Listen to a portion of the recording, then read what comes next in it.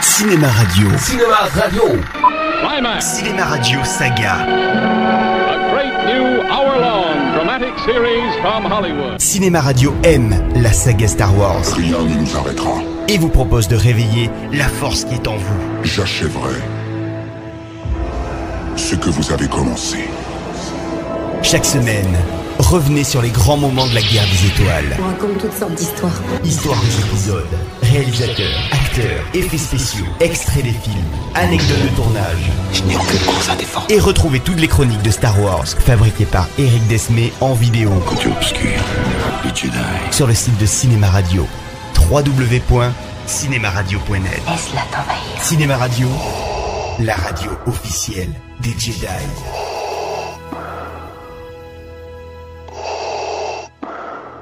Épisode numéro 6, le retour du Jedi. Première partie, le film.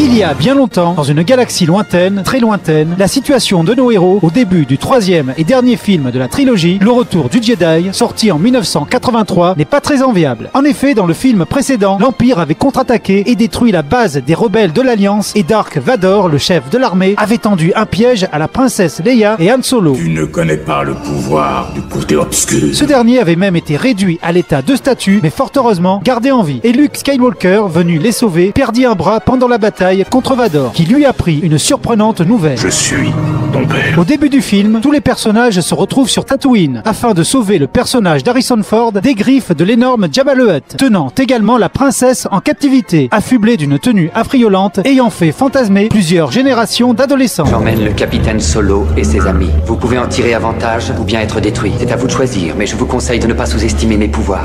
Il faut dire que toutes les séquences se déroulant dans le palais de Jabba semblent avoir été filmées sous l'influence de substances hallucinatoires. Un vrai contraste avec la tonalité sombre du film précédent. Je sollicite une audience de votre grandeur pour négocier la vie de Solo. En gage de ma bonne volonté, j'ai un présent à vous offrir. Ces deux droïdes. Non mais qu'est-ce qu'il dit? Ils sont tous deux très travailleurs et vous serviront bien. C'est pas possible, R2. Tu t'es trompé de message. Épreuve que cette dernière aventure sera ouvertement orientée un peu plus pour un jeune public, au risque parfois d'y laisser un peu de son âme et de sa force. Sa haute magnificence, le grand Jabba de Hutt, a décidé d'en finir avec vous immédiatement. Très bien, j'aime pas que ça traîne. Vous allez donc être conduit à la mer de sable et jeté dans la gorge de Carcou, le repère du tout-puissant Sarlacc. Eh ben, ça se présente pas mal. Dans son ventre, vous découvrirez une nouvelle forme de douleur et de souffrance en étant lentement digéré pendant plus de 1000 ans. Tout compte fait, je suis pas très chaud. Après de nombreuses péripéties, nos héros finissent par s'échapper, emportant Solo avec eux, enfin réveillés. Un groupe de combat va se poser sur la Lune et désactiver le générateur de force. Je me demande qui ils vont trouver pour ce truc de dingue. Général Solo, votre groupe de combat est prêt? Ah, mon groupe est prêt, mais j'ai pas d'équipage pour piloter la navette. Je voulais pas parler en ton nom, mais ça va être très dur. En voilà un. Général, j'en ferai partie. Je viens moi aussi. Leur nouvelle mission est cette fois-ci de détruire la nouvelle étoile noire de l'Empire. Solo, Luke, Leia et tous leurs amis se rendent sur la lune forestière d'Andorre afin de désactiver le rayon de protection autour de l'étoile noire. L'étoile de la mort sera terminée à temps. Vous avez bien travaillé, Seigneur Vador. Et maintenant, je devine que vous souhaitez continuer votre recherche du jeune Skywalker. Oui, mon maître. En temps voulu, c'est lui qui vous retrouvera. Et lorsqu'il le fera, vous devrez le faire venir devant moi. Avec l'âge, il est devenu fort. Nous devrons être tous les deux pour l'attirer vers le côté obscur de la force. Je ferai selon vos désirs. Et l'enjeu est de taille, puisque l'empereur lui-même se trouve à l'intérieur de cette base en construction. Mais sa présence est surtout motivée par sa volonté d'attirer avec Vador Luke du côté obscur de la force. D'autant plus que ce dernier est encore fragilisé par la mort de son mentor, Maître Yoda. Luke, quand je ne serai plus le dernier des Jedi, tu sauras. La force est très puissante dans ta famille. Transmets ce que tu as appris. Sur Andorre, nos héros se font capturer par le peuple vivant sur cette planète. Les mignons petits Ewoks, conçus par Lucas pour vendre beaucoup de peluches, qui deviendront leurs alliés dans la lutte contre l'Empire.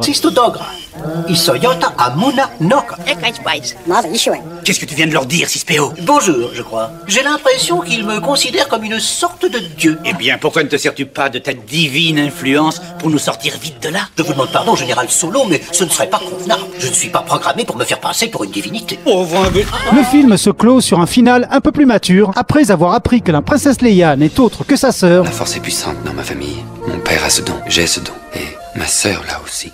Oui, c'est toi, Leia. Je ne sais pas pourquoi, je l'ai toujours su. Luke va mettre son père, Dark Vador, alias Anakin Skywalker, devant le fait accompli, avec l'inévitable affrontement avec l'Empereur. Si tu ne deviens pas l'un des nôtres, tu seras éliminé.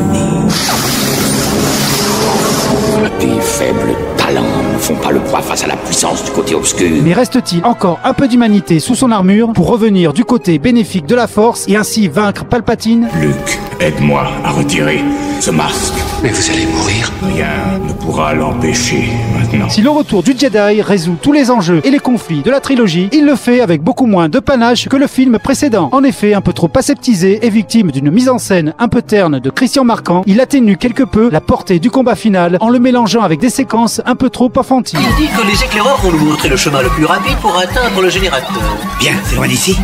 T'as qu'à lui demander. Il nous faut aussi les provisions. Et nos armes, on veut les récupérer. Combattre. Puis dépêche-toi, s'il te plaît, on n'a pas toute la journée. Mais en l'état, c'est un divertissement d'aventure de très haute volée, rempli d'humour et de scènes d'action mémorables. De plus, longtemps méprisé par les fans, le temps permettra à ce film d'atténuer ses défauts et de trouver ainsi sa place dans la trilogie en la clôturant convenablement. Tu as terminé ta formation. Et donc, maintenant que Lucas a raconté la fin, il ne lui reste plus qu'à raconter le début. Le fera-t-il? C'est une autre histoire et donc une autre chronique. Et en attendant, je vous dis... Debout les hommes et que la force soit avec vous.